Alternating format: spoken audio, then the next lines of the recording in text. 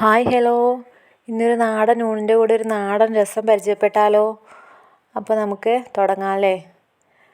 ഒരു മുഴുവൻ തക്കാളി ഞാനിവിടെ കട്ട് ചെയ്ത് വെച്ചിട്ടുണ്ട്. ഇത് 3 ആഫ്രിക്കൻ മല്ലിയാണ്. ഇതിട്ട് രസം വെച്ചാൽ എൻ്റെ അമ്മയെ ഒന്നും പറയണ്ട, സൂപ്പറാണ്. അപ്പോൾ അതിലേക്ക് വേണ്ടത് കുരുമുളക്, ജീരകം, വെളുത്തുള്ളി ചതച്ച് വെച്ചത്, ഒരല്പം പുളി. വെളുത്തുള്ളി തോലൊന്നും കളയേണ്ട ആവശ്യമില്ല, നല്ലപോലെ കഴുകിയെടുത്തിട്ട് ചതച്ചെടുത്താൽ മതി. അപ്പോഴാണ് അതിൻ്റെ ശരിക്കും സ്മെല്ല് നമുക്ക് കിട്ടുള്ളൂ.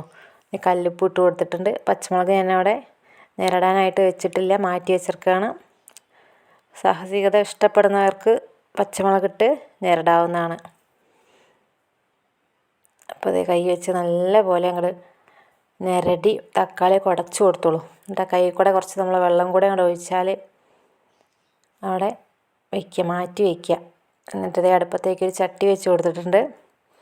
ചട്ടി എണ്ണ ചൂടായി വരുമ്പോൾ കുറച്ച് ഉലുവ ഇട്ടെടുക്കുക. ഞാൻ ആദ്യമേ പറയട്ടെ, ഇത് നമ്മൾ സദ്യയുടെ കൂടെ കഴിക്കുന്ന ഒറിജിനൽ രസമല്ല, ഒരു തട്ടിക്കൂട്ട് രസമാണ്. നമുക്ക് പെട്ടെന്ന് ഈസി ആയിട്ട് ഉണ്ടാക്കാൻ പറ്റാവുന്ന റെസിപ്പികളാണ് ഞാൻ കൂടുതലായിട്ട് ഇടുന്നത്. അപ്പോൾ എല്ലാവരും ഇതൊന്ന് കാണുക. അപ്പോൾ അതേ നമ്മൾ കടുകും പൊട്ടി വന്നപ്പോൾ നമ്മൾ ഞെരടി വെച്ച തക്കാളി മിക്സിയിൽ ഇട്ടിട്ടുണ്ട്. കുറച്ച് മഞ്ഞൾപ്പൊടി ഇട്ട് കൊടുക്കുക.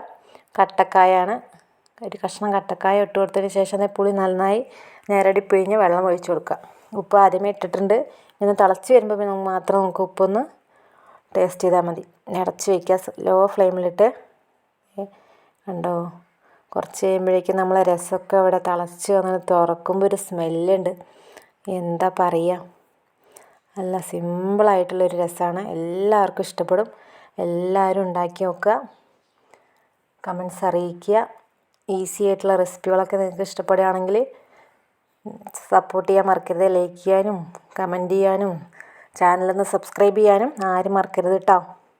ഇപ്പോൾ നമ്മൾ ചോറിൻ്റെ കൂടെ ഇന്നത്തെ കറി അതൊക്കെ തന്നെയാണ്. രസം രാവിലെ ഉണ്ടാക്കിയ കടല ഉലർത്തുണ്ട്, ഇതിൻ്റെ റെസിപ്പി ഞാൻ ഇട്ടിട്ടുണ്ട്. കൂടാതെ ഒരു കയ്പ്പയ്ക്ക അച്ചാറും. അപ്പോൾ വീണ്ടും നാളെ കാണാം. ബായ്.